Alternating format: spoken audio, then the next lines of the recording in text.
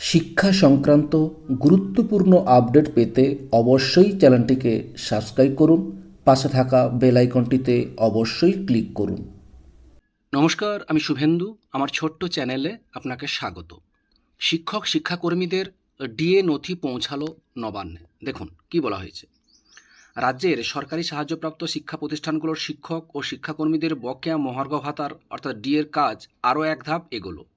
শিক্ষকদের বকেয়া সংক্রান্ত নথি নবান্নে পৌঁছেছে বলে সূত্রের খবর। শিক্ষা দপ্তর সূত্রে খবর, চলতি সপ্তাহে বিকাশ ভবন থেকে এই নথি পাঠানো হয়েছে, যার আয়তায় রয়েছেন অধ্যাপক, শিক্ষক ও শিক্ষাকর্মীরা। স্কুল শিক্ষা দপ্তর ও উচ্চ শিক্ষা দপ্তরের তরফে আলাদাভাবে বকেয়া ডিএর হিসেব শুরু হয়েছিল।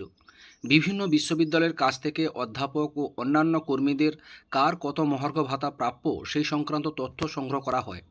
সমস্ত তথ্য একত্র করে চূড়ান্ত হিসাবে তৈরির পরে তা নবান্নে পাঠানো হয়েছে। নবান্নের সবুজ সংকেত পেলেই বকেয়া মহার্ঘ ভাতা সংক্রান্ত পরবর্তী প্রক্রিয়া শুরু হতে পারে। উল্লেখ্য, সুপ্রিম কোর্টের নির্দেশের পরেই এই বকেয়া ডিএ মেটানোর পথে এগোচ্ছে রাজ্য সরকার। প্রশাসনিক মহলের মতে এই পদক্ষেপের ফলে স্কুল, কলেজ, শিক্ষাকর্মীরা বকেয়া ডিএ পেতে পারেন। বিকাশ ভবনের পাঠানো ফাইল অনুমোদন পেলেই পরবর্তী পদক্ষেপ শুরু হতে পারে বলেই ইঙ্গিত মিলেছে।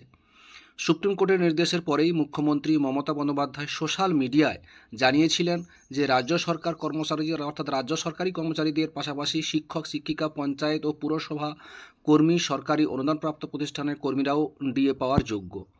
সরকারি কর্মীরা বকেয়া ডিএ পেয়ে গেলেও বাকিরা পাননি, কারণ তাদের নথি তৈরি হয়নি। সম্প্রতি নবান্ন, অর্থ দপ্তরের সঙ্গে একাধিক সরকারি দপ্তরের বৈঠকের পরেই জটিলতা কাটে। এই ছিল একটি আপডেট আপনাদের সঙ্গে শেয়ার করলাম। ভিডিওটি দেখার জন্যই অসংখ্য ধন্যবাদ।